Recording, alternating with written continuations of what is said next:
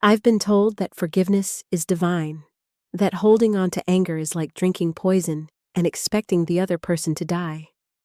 But the people who say that have never had their entire life stolen from them by the one person they were supposed to welcome as a daughter. I worked for 40 years. 40 years of getting up at 4 a.m., my hands covered in flour, the smell of yeast and cardamom my constant companions. I built my bakery, Eleanor's Hearth, in our small Vermont town from nothing. My late husband, David, always said I had magic in my hands. After he passed, that bakery wasn't just my job. It was my connection to him. It was my legacy. When I finally sold it, the $400,000 I received wasn't just money. It was 40 years of missed mornings, of aching backs, of burning my hands on hot trays. It was my security. It was my retirement. It was the nest egg David and I had always dreamed of. It was supposed to be the fund that let me live out my days in peace, maybe travel to see the ocean like I'd always promised him. I saved every single penny. I never splurged, never took lavish vacations. I was a simple woman. And then, my son, my only son, Mark, brought her home. Sophia. She was polished. That's the word. She was all sleek designer clothes, a laptop that was always open, and a smile that was bright but never, ever reached her eyes. She worked in fintech, she said, a world I knew nothing about. I'm a woman of bread dough and cash registers. She spoke about algorithms and digital wallets and optimizing assets. Mark was completely besotted. He looked at her like she had personally hung the moon in the sky. He, who had grown up licking spoonfuls of brownie batter in my kitchen, now seemed almost embarrassed by my simplicity. "Mom," he'd say, "Sophia is brilliant. She can help us. Help us." This is the story of the worst betrayal a mother can endure. It's about how my trust was weaponized against me, and how the woman who called me Mom systematically drained my entire life's work, leaving me with nothing but $85 and a tax bill. If you believe in justice, if you believe that no one should get away with destroying a family, please press that like button.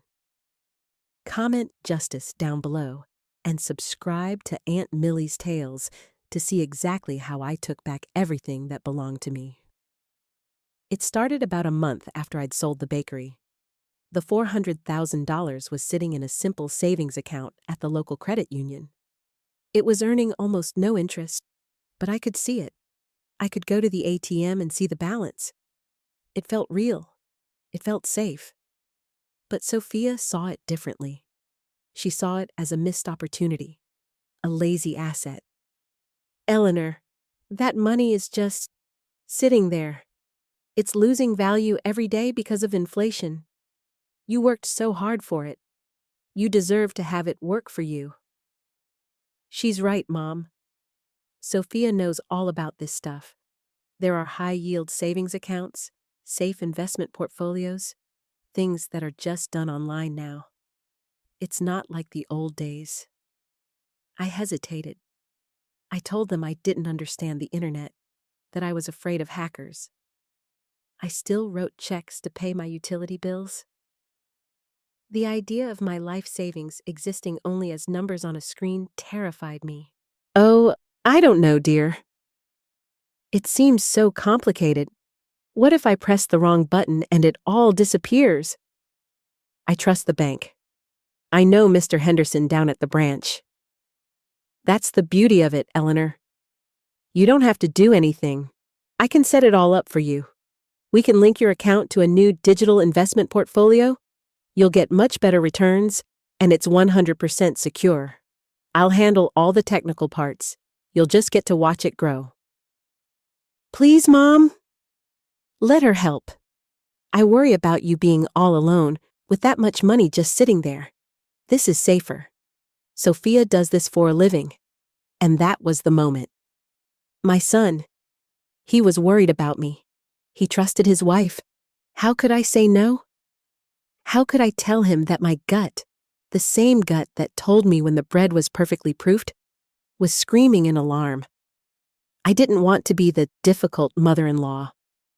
I wanted him to be happy, so I ignored my instincts. I said yes. That afternoon, I sat beside her as she set up my new life. Click, click, click, she created new accounts. She had me sign forms online using a digital signature pad. She talked about diversification and risk mitigation. It was all noise to me. And then, the final step. She needed my login and password for my credit union account to facilitate the initial transfer. Okay, Eleanor. Just type in your password here. This will give me permission to link the accounts. It's just for the one-time transfer. After that, we'll set you up with your own new login for the investment portal. Like a lamb to the slaughter, I typed it in. In that single moment, I had given her the keys. Not just to my money, but to my entire 40-year-long story. I had handed my legacy to a smiling shark. That night, she and Mark left, and she hugged me at the door. "You won't regret this, Mom," she'd said. Oh, but I would. I would regret it more than anything in my life. For the first month, everything seemed wonderful. Sophia was the perfect, attentive daughter-in-law. She'd come over with her sleek tablet and show me my new investment portal. "See, Eleanor? Look at that. Your initial $400,000 is already $403,500. That's $3,500 you made just by sitting here. Isn't that better than the $1.50 the credit union was paying you?" It looked impressive. The website was professional, with charts and graphs. I felt a small bloom of relief. Maybe I had been silly. Maybe this was the modern world, and I just needed to catch up. I thanked her, and she'd pat my hand, telling me it was her pleasure to help family. But then, the little things started, things that tugged at the edge of my mind. It was a purse, a bright red leather purse with a gold clasp. I didn't know brands, but I knew expensive when I saw it. I complimented it. "My, Sophia, what a beautiful handbag." "Oh, this old thing?" I got a huge bonus at work. We landed a major client. Decided to treat myself. You only live once, right? A bonus. It sounded plausible, but a week later, it was a new watch. The week after that, Mark mentioned they'd gone to a fancy spa resort for the weekend. A last-minute deal Sophia found. Then came the new car, a sleek, black convertible. Mark said they got incredible financing, but I knew my son. He was a high school history teacher. His salary was modest. This lifestyle, it was all Sophia. The unease was becoming a constant, dull ache in my stomach. I decided I wanted to look at the portal myself. Sophia had written down the website and a guest login for me. I went to my old desktop computer, the one I used for emails, and typed in the address. A page appeared. Enter username and password. I typed in what she'd given me. Error, invalid login. I tried again. Error, invalid login. "Sophia, dear, I'm trying to look at the account, but the password you gave me isn't working." "Oh, Eleanor, you silly goose." They must have done a system update. They're always tightening security. Don't you worry your head about it. I can access it fine from my end. Everything looks great. In fact, you're up another $2,000. I'll just reset your guest password when I have a minute. Why don't I just come by on Sunday and show you? It's easier that way. She was so reassuring, so dismissive of my concerns. She made me feel old and stupid and paranoid. She was handling it, but she never did reset that password. From then on, I only saw my accounts when she was present, on her tablet. She was controlling the narrative. She was showing me a fantasy, a carefully crafted lie on a screen, while my reality, my $400,000, was bleeding out. The fantasy shattered on a cold Tuesday in November. It wasn't a phone call. It wasn't a website error. It was a single piece of mail addressed from the IRS, The Internal Revenue Service. My hands trembled as I opened it. I had always paid my taxes meticulously. I'd never owed anything I couldn't pay. I didn't understand all the jargon. Unreported capital gains, large-scale withdrawals, tax liability, $62,000.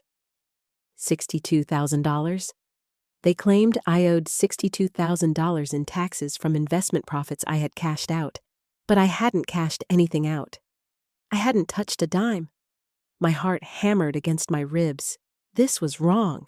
This was a terrible mistake. I didn't call Sophia. I didn't call Mark. A cold, primal fear had taken over. I drove straight to the credit union. The original bank. The one I had left. Mr. Henderson, the manager I'd known for 20 years, was thankfully there. He saw the look on my face and immediately brought me into his office, closing the door. "Eleanor, you look like you've seen a ghost. What's going on?" I don't understand this, George. It says I took money out. I didn't. My daughter-in-law, Sophia, she moved it to an investment account for me. It's supposed to be growing. The look on his face. It wasn't confusion. It was pity. A deep, terrible pity that confirmed my worst fears before he even spoke. He turned to his computer. The sound of his typing was deafening in the small, quiet office. "Eleanor, when Sophia linked her account to yours, did you give her full access? Or just view only?" I don't know. I signed what she gave me. I typed in my password. She said it was just for the transfer. Eleanor. The initial transfer of $400,000 went through to this new account, yes. But that account was emptied, not all at once, in small increments. He showed me the transaction history. It wasn't a high-yield investment portal. It was a simple joint checking account under both my name and Sophia's, and from there, the withdrawals. $5,000 here, $10,000 there, dozens and dozens of transfers.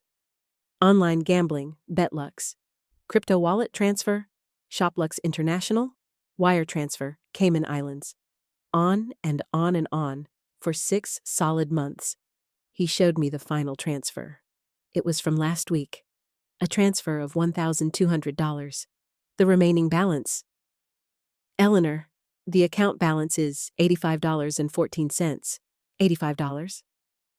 I didn't scream. I didn't cry. I felt nothing. A cold, hollow void opened up inside me. 40 years of work. 40 years of David's memory. Gone. Evaporated by a smiling shark and her clicking keyboard. The $62,000 tax bill wasn't for profits. It was for the withdrawals. Withdrawals I was now responsible for, because the account was in my name. She hadn't just stolen my past. She had stolen my future and put me in debt. "Eleanor!" "We were just stopping by." "Oh, why are you sitting in the dark? Are you okay?" I turned on the lamp. I laid the IRS letter and the bank statement from Mr. Henderson on the coffee table. $85, Sophia. That's what's left. Sophia's face went white.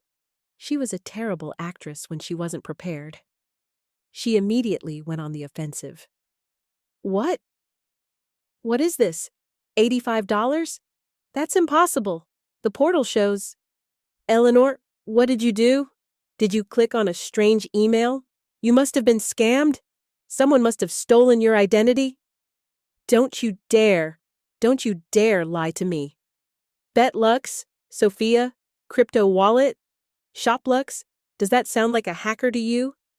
Or does it sound like your new red purse, your new car, your spa weekends?" "Mom, what are you talking about?" "Sophia, what is she saying?" "Mark, she's accusing me. I tried to help her. I tried to bring her into the 21st century, and now she's blaming me because she probably gave her password to some Nigerian prince. I can't believe this. She was good. She was so good." She turned to Mark, her eyes wide with manufactured hurt. And my son looked at me, not with concern, not with confusion. He looked at me with annoyance. Mom, stop it! You're getting hysterical. You're old. You don't understand this technology. You've clearly made a mistake, and now you're lashing out at Sophia. How could you accuse your family of this? Sophia has done nothing but try to help you. That was the second knife, deeper than the first. My son, my boy. He believed her.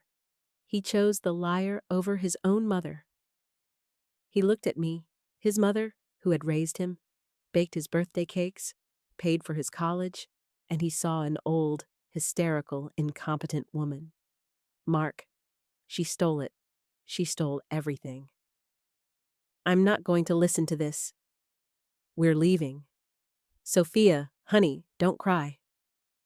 Mom, you need to apologize to your daughter-in-law when you've calmed down and realized the terrible mistake you've made. He walked out. He left me there, in my living room, with a tax bill I couldn't pay and $85 to my name. He left me with the ruins of my life. I collapsed onto the floor, and I wept. I wept for my money. I wept for my husband. But most of all, I wept for the son I had just lost. I stayed on that floor for hours. The cold from the hardwood seeped into my bones. But as the grief subsided, something else took its place. It was a feeling I hadn't felt since David died. It was a cold, quiet, calculating rage. She thought I was old. She thought I was stupid. She thought I was finished. She had mistaken my kindness for weakness. My son had mistaken my age for incompetence. They were both about to find out how wrong they were. I didn't call the police, not yet. What was my proof? My word against hers? Mark had already shown me whose side he was on. A police report would be a he said, she said mess, and Sophia would cry her way out of it. Number. I needed evidence. I needed something undeniable. I needed to destroy her, not with hysterics, but with cold, hard facts. She had used the digital world to rob me. I would use it to expose her. I started where she lived, the internet. She thought I was a technological dinosaur, but she forgot one thing. I am meticulous. I am patient. And I learn fast. I started with her name, Sophia Ramirez Hawthorne. It didn't take long. She wasn't just on Facebook. She had a blog, an Instagram account, a Finfluencer profile. She was posturing online as a financial guru, a self-made woman teaching other young women how to build wealth. The hypocrisy was so thick, I nearly choked. Her social media was her weakness. Her vanity would be her downfall. I took the bank statements Mr. Henderson had printed for me, and I started to cross-reference. March 10th, a $10,000 withdrawal to ShopLux. March 11th, Sophia posts a photo of herself with the new red handbag. Caption, hard work pays off. Her boss babe. April 2nd, a $15,000 withdrawal to crypto wallet. April 5th, Sophia posts about her genius crypto investment doubling. April 20th, a $7,000 transfer to exotic auto leasing. April 21st, Mark posts a picture of them in the new convertible. It was all there, a perfect timeline of her theft. She was flaunting my life savings, my 40 years of work, all over the internet, claiming it as her own success. But I needed more. I needed to know where the money had gone. I remembered the name, Betlux. Using my anonymous email, I posed as a journalist writing a story on the dangers of online gambling. I contacted Betlux. I didn't get far, but then I went after her blog. The blog where she gave financial advice. She had a comment section, and she had partners, small businesses that sponsored her. I wrote to her sponsors. I wrote to the other influencers she collaborated with. I didn't make accusations. I simply asked questions. Hello, I am researching Miss Sophia Hawthorne for a profile. I was wondering if you were aware of her significant gambling debts. I'm inquiring about Sophia Hawthorne's financial portfolio, as she appears to be funding her lifestyle through high-risk gambling sites like BetLux. It was a small fish. A young woman who had also invested with Sophia, a smaller amount, $5,000, and it was also gone. Sophia had told her the investment failed. Sophia wasn't just a thief, she was a serial predator. I now had another victim. The final piece was her job, the fintech company she worked for. I found their corporate website. I found the email address for the head of human resources and the CEO. I had the timeline. I had the evidence. I had another victim. I didn't just have a blog post. I had an entire internal affairs investigation in a single file. Now, it was time for the curtain call. I waited a week. I let them sit in their blissful ignorance. I let Mark continue to ignore my calls. I let Sophia continue to post about her fabulous life. Then, I invited them to dinner. Just a simple Sunday dinner. I've had time to think, I wrote in the text to Mark. I believe I overreacted. I miss my son. Please come. I'll make your favorite pot roast. Hey, Mom. Smells great. I'm glad you're feeling more like yourself. Eleanor, I'm so glad we can put that unpleasantness behind us. We all make mistakes when we're stressed. I just smiled. I took the wine. Thank you, Sophia. Why don't you two sit down? Dinner is almost ready. I went to the kitchen. I placed the pot roast on the table. I sat down opposite them, and as I picked up my fork, I pressed send on my phone, which was resting in my lap. So, Sophia, tell me, how is work? Still landing those big clients? Oh, yes, it's going wonderfully. We're expanding. She was interrupted, not by me, by the sound, the bzzz, bzzz of a phone vibrating on the table. It was Sophia's. She looked down. A notification, then another, and another. Bzzz, bzzz, bzzz. Her phone began to light up like a Christmas tree. Mark's phone did the same. What the hell? I'm getting texts from everyone. What is this blog? Is this true about Sophia? What? What is this? The Sophia truth? She had opened the email, the one I'd sent to her entire contact list. The email with the subject line, an investigation into the financial crimes of Sophia Hawthorne. The email that contained the PDF dossier. The email that also contained a link. A link to a public blog I had created. https www.google.com search q thesophiatruth.com. You bitch, you did this! Mom, what is this? This is fake. Tell me this is fake. BetLux? ShopLux? Mom, this is the same stuff you said. It's not fake, Mark. It's the truth. It's the receipt for my $400,000. It's the proof you refused to look at. The proof you called hysterical. I just wanted to make sure her colleagues at work saw it, and her CEO, and all her lovely influencer friends, and of course, you. Sophia wasn't crying this time. Her face was a mask of pure, unadulterated hatred. She stood up so fast her chair fell over. You ruined me! You old hag! You ruined my life! No, dear. You ruined my life. You stole 40 years of my labor. You stole my husband's memory. You stole my son. I'm just balancing the books. Mark was just sitting there, frozen, staring at the proof on his phone, the reality of his wife's deception and his own betrayal crashing down on him. Sophia screamed again, a raw, animal sound, and lunged at me. But I wasn't scared. I just stood there. Before she could reach me, there was a loud knock, then another. The front door opened. It was 2 police officers.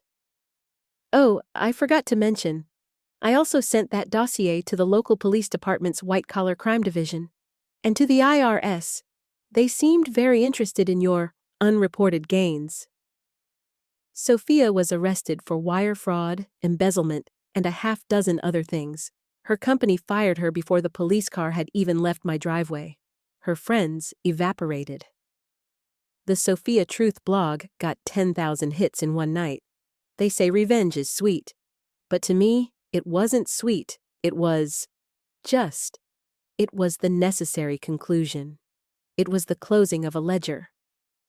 I may never get all my money back. The lawyers are working on it, but much of it is gone, lost to the digital ether. My son, Mark. He calls every day. He begs for forgiveness. He's in therapy. I don't know if I can ever forgive him. That's a different kind of theft, one that leaves a deeper scar. But I'm not finished. I'm starting over. I took the $85 and I went to the farmer's market. I bought flour and butter and yeast. I started baking again, selling from my home kitchen. They thought I was old and weak and finished, but I am a baker. I know how to take nothing, just flour, water, and fire, and create something that sustains. They tried to burn me down. They forgot. I am the one who built the hearth.